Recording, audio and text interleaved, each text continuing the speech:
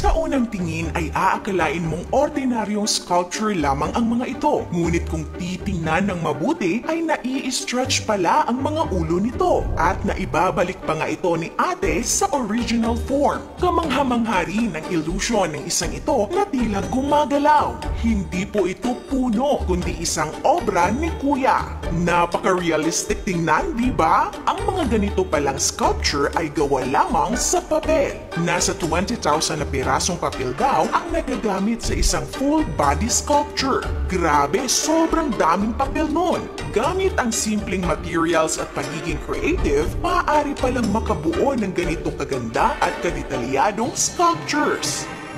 Ang moving paper sculpture ay isang uri ng kinetic sculpture o iyong sculpture na mayroong movement. Umusbong ang ganitong art form noong 20th century kung saan ang aktual na paggalaw o ilusyon ng paggalaw ang naging focus ng kinetic sculptors sa kanilang mga artwork. Iba't ibang material ang pwedeng gamitin sa kinetic sculpture gaya ng tubig, magnets, electromechanical devices at maging ng mga papel. Ang paggamit ng papel bilang art material ay unang nakilala sa Japanese paper folding art na origami. Kumpara dito, mas recent lamang ang pagsikat ng paper sculptures na naiiba sa tradisyonal na flat paper arts dahil sa paper sculpture ay three-dimensional ang mga obra. Ngunit ang origami ay mahalagang bahagi pa rin ng paggawa ng paper sculptures. Bukod sa folding, ang proseso ay nag-i-involve rin ng paper cutting, layering, quilling at syempre sculpting. Isa sa mga kilalang gumagawa nito ay ang Chinese artist na si Li Hongbo. Siya ang lumikha ng trending na bust of David sculpture na ito na nakadisplay sa isang gallery sa New York. Sa unang tingin ay aakalain mo talagang gawa ito sa totoong marble. Ngunit kapag ini-stretch ay makikita ang napakaraming layers ng papel.